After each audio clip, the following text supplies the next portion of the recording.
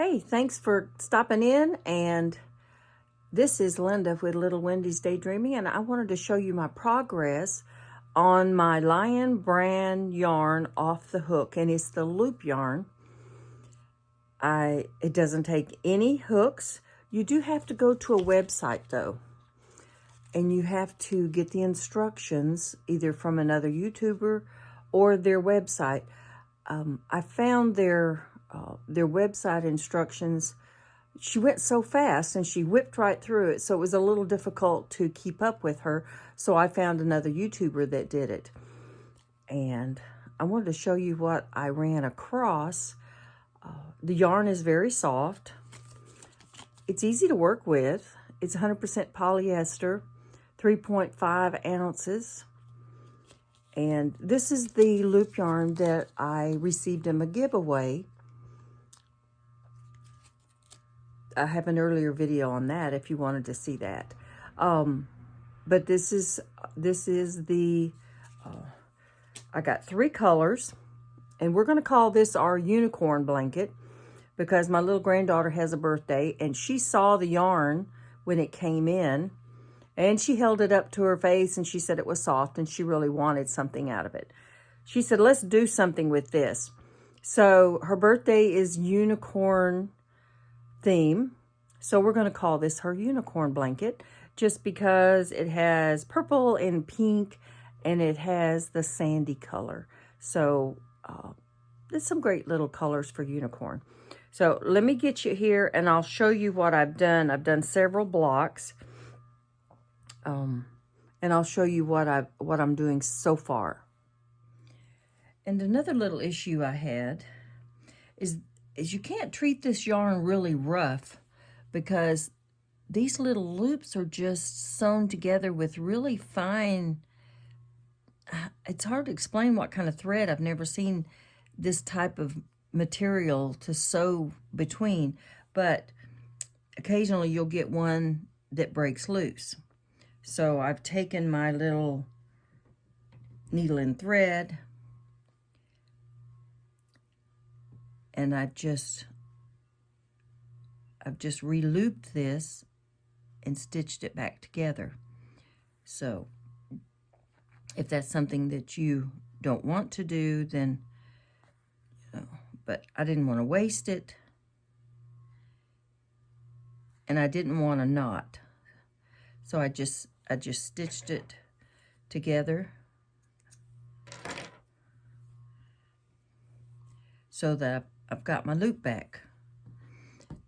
And also, when you're working, this is another reason you want to put it on a flat surface. It's very easy to skip a loop if you have it up in your lap. If a loop is fell down, sometimes it's difficult. But if you skip a loop, then it's just sticking out here. And I saw one video said that you could just weave it back in. And here's an example of this thread that is put together. See how fine that is? Let me see if I can get it up here. Right here. It's very, very fine, and it's not very strong,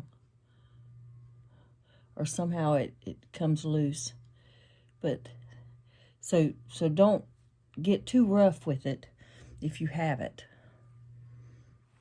And see, I'm coming along better now. And ever so often, I flip it over and make sure I don't have any loops every couple of rows, because believe me, you don't want to be frogging all day long, going back and forth. Like I said, it does pick up a lot of lint from the other color that I used. So that's going to happen regardless. But the rows look pretty good. So, and you can do different. You can do 2 rows of purl, 2 rows of knit, 2 rows of purl. So you can kind of dress it up if you want to. You can do it differently on the edges so that you can make a border. So you can do, 2 rows of purl on all the edges so that it's different. But it's a little versatile that way. It's still soft, project's still going good. Now, if I missed a loop, it'd just be sticking up, just like, it would just be just hanging out there, and most of us probably would want to redo that, especially if you're making it to give to someone. I'm kind of a perfectionist. If it doesn't look good, then I'll pull it out and start over. So this is how we're doing so far. Okay, so that is the last row, and I have, should be 5 loops left on there, which there's only 4. So hopefully I didn't miss one. But to finish off your work, you don't start on the end where you have a tail. Start on the last row. And you get this first loop. And you'll do the same thing. You'll just pull it through all the way across. Just push it through and pull. And so you're making your little border. And it's just like the side border. So that's what we'll do all the way across.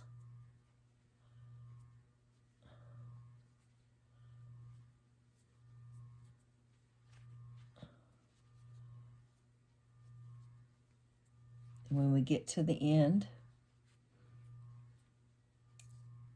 I'm trying not to make it too tight.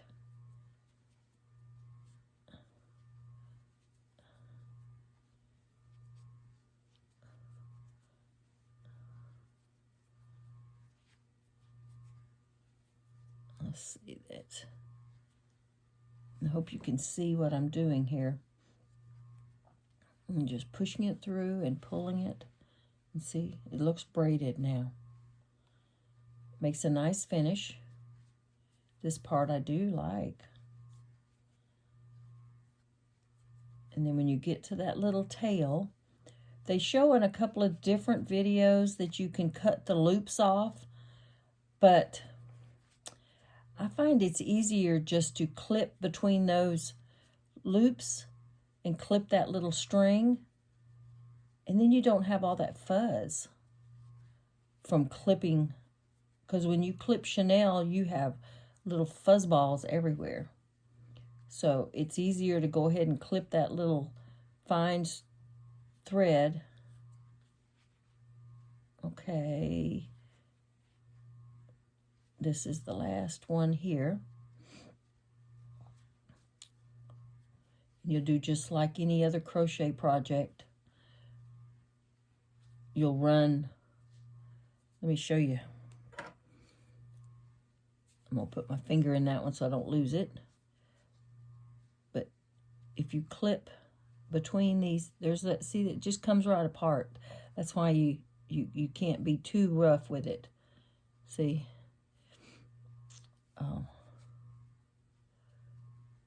But if you clip between that, they were showing how you just cut the loops off, and I thought that's a lot of work. I'd rather just clip that little fine thread.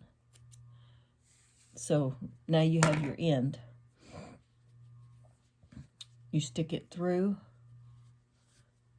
to tie it off, just like you would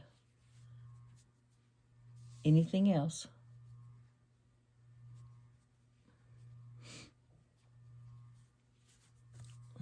Let's try that.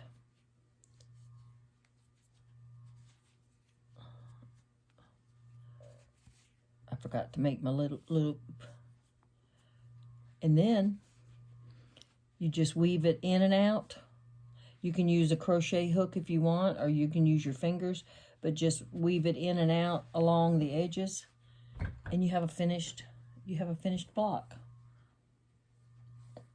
So that part I like. Now that you'll go back to the tail, and you'll do the same thing. Go ahead and clip these little edges in between, and go ahead and finish it off just like you did the top part. And I will get them all finished, and then we will do the mattress stitch and sew these blocks together, and I'll show you what we end up with. Okay, so I'm doing the individual blocks. This is one skein of yarn, is one block. Now I haven't tied them off yet, so I will tie them off. This is the sparkly yarn. It's a little bit prickly, but I think she won't care. And it does pick up fuzz from the other yarns, and I guess from the ends that are just a little bit kind of open. This is chenille. This is what you'd think if you want to compare it to something. This is what chenille would feel like. So it actually worked up really pretty. This is the purple, and the back side has a pretty, it has a really pretty pattern. See, I got a lot of little fuzzies. And you can see this, can you see the sparkles? There's a little sparkle in there. So this is the first block, and I'm going to do 3 blocks of each. So this is the first one. And let me show you the second one is going to be this is the more natural color. It worked up very fine, and it's got a lot nice give, and it's very, very soft. So if you felt this first and then you felt the sparkle, then you'd think that's a little prickly. But like I said, to a 6-year-old that's wanting a unicorn birthday party, it won't really matter. So this came out really well. I have still one more to do on each color. Well, actually 2 on the pink, because, and I'll show you in a second why. But this is the natural color. So it's very soft, it's thick, and it should wash up really nice. So that was the second one. Like I said, I haven't tied them off yet, or I will use probably a mattress stitch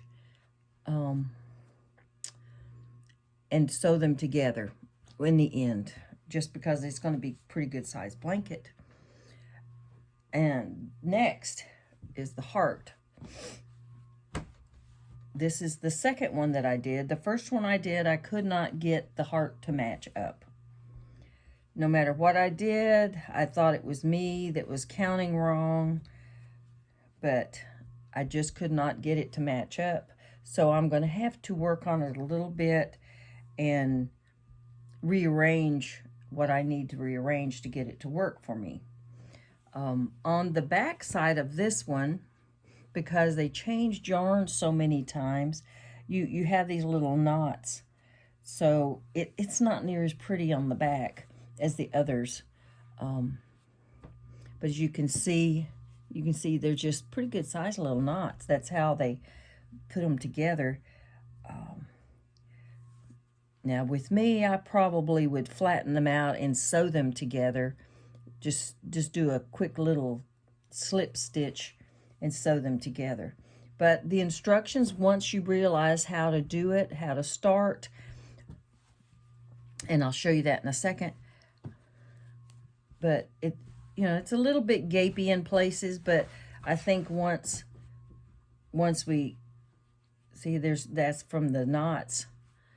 So that one was a little bit awkward. I guess if you're making a pillow and you have some lining behind it that's near the same color, that it's not going to matter. But it does make a cute little design. And she's going to love it no matter what. She will love it. She won't see any mistakes. She's not critical of my work. But this is the heart. And let me show you what I was talking about with them not matching up. This is one heart. And as you can see, and I counted and I took it out and went back and redid it 3 times before I realized that it was not me, that was just off. So I will have to take it back out and see if I can straighten that up so that the heart actually looks like a heart. But so I only got one that the heart actually matched. 2 of them did not. I don't know how they got off, but they did. So that's just to show you it doesn't take much. And I really thought it was me, and that, so I took it all out and I started counting, and it just didn't match up. It just, you know, I started the way they told me to start, did exactly the directions that I got offline, which again, you had to go online, and if somebody doesn't have access to online instructions, it may be a little more difficult to do these type. But so I do need to work on that one a little bit because I have to get this stuff done before the weekend. So let me show you. I'll show you on the light colored how we start. And first thing they do is they tell you to work on a surface. Believe me, you do want to work on a surface. This is not something you need to start on your lap, because when you're first doing it, maybe when you get used to it, you could do it on your lap. But to begin with, it really helps to do it like this. And they tell you to count. Now this one doesn't have, the pink had a little oddball yarn, a starter yarn, so you didn't count that in your counting. But with the plain colors, you can count whatever. So they tell you to start counting 26 from the end.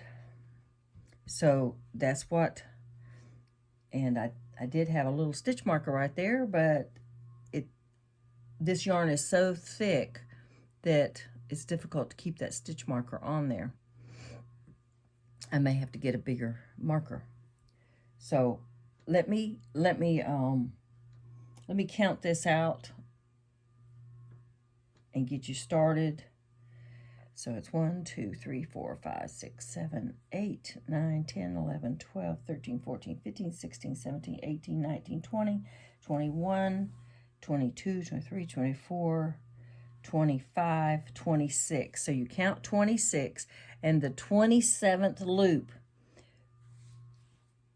you bring it back like you're stacking it, and you pull it up under and up, and that's how you make your first stitch. Now, and bring your yarn, your working yarn,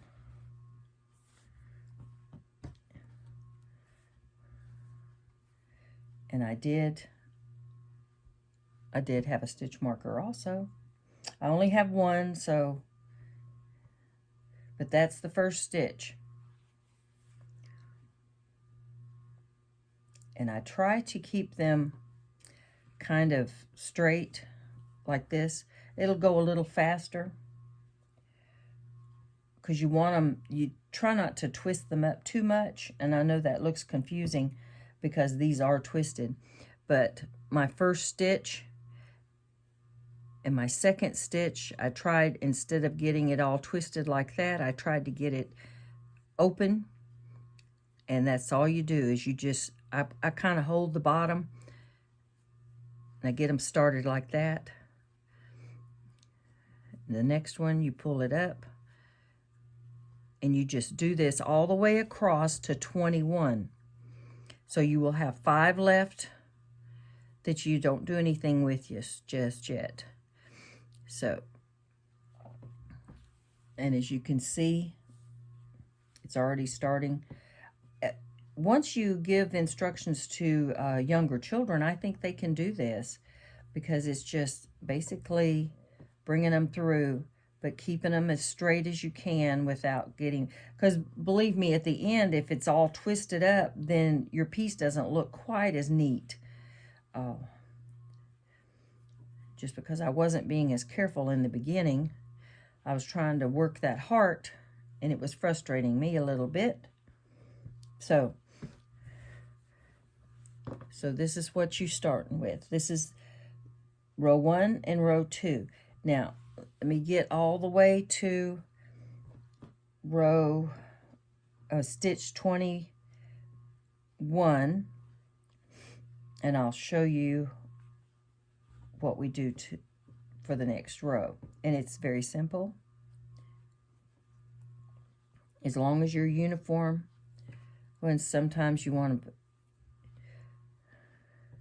I'm doing it on the underneath,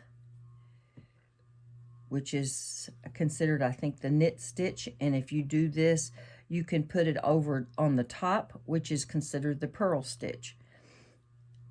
But as working with it the first time, and I'm not a knitter, so I didn't want to confuse myself even more.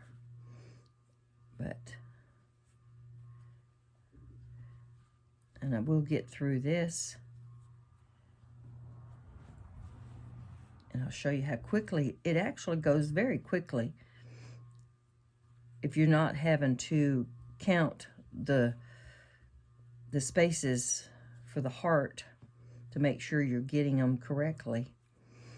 There's just not a lot of good instructions for this online. I felt like it was lacking.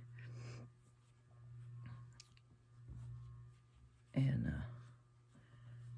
okay, and I want to leave 5. 1, 2, 3, 4, 5. So I can do 2 more, and then I'll show you the turn.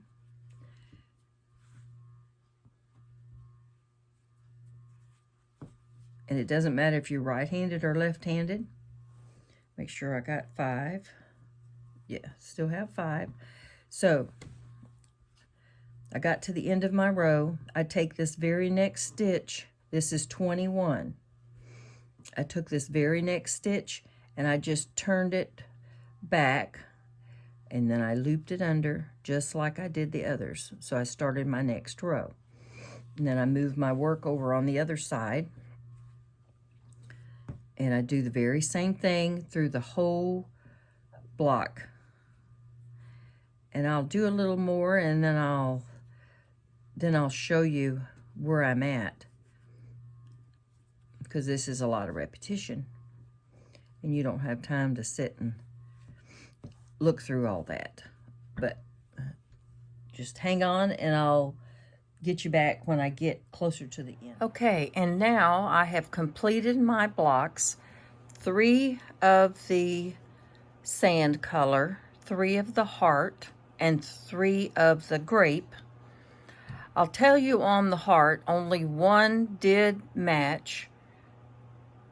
After taking it out 3 times, I finally had to go row by row and count the dark pink and the light pink to match them up. I found, I think it was on row 15, I was missing 3 dark pink in one section.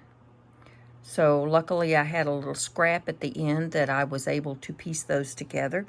And on the second one that did not match, there was 2 light pink missing, and I believe it was section 14. So it was right at a section where they had to knot it when they changed colors. That was really where the problem was at. So thank goodness I had one that was correct, that I was able to use as a pattern. I have a lot of little fuzzies on them. They may, you know, eventually wash out. The other issue I have with the loop yarn is on the gray. Let's see. Wait a minute. Let me look at this. The amounts were different in the colors. So this one is the grape. There was 3.5 ounces, 95 grams. And in the beach sand, 3.5 ounces, 100 grams. So there is a difference in yarn. And this is when the other one was exactly the same as the sand, and the pink was exactly the same. So when I got to the grape, I was short rows. And I'm still short rows because there was not enough. Let me lay it down and show you. And I have tried to block it out, but you can see the difference. So the sparkle yarn, there was less in it. So there's actually 2 rows different. So that's a lot of yarn difference. So if you're going to match colors, make sure that you have the same amount of yarn in each skein. Because in the end, if you're just making plain, it's not so bad. But if you have a design, it's going to make a huge difference. Because that means that on that design, it's going to be lopsided.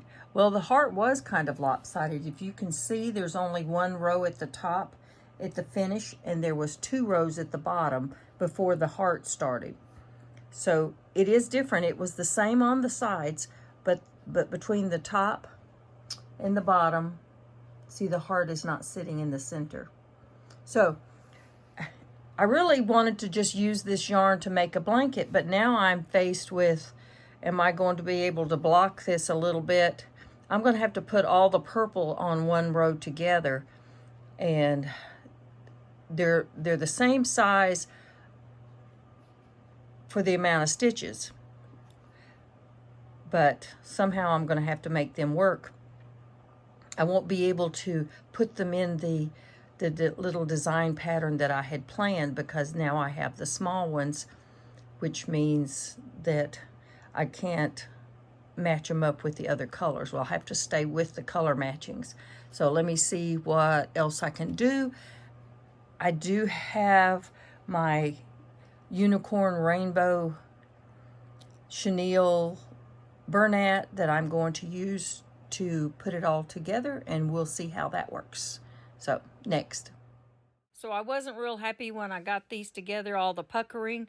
So I took them apart and I just did something totally different. And then I did take the hearts apart and I made her a border, and now she has her own little blanket.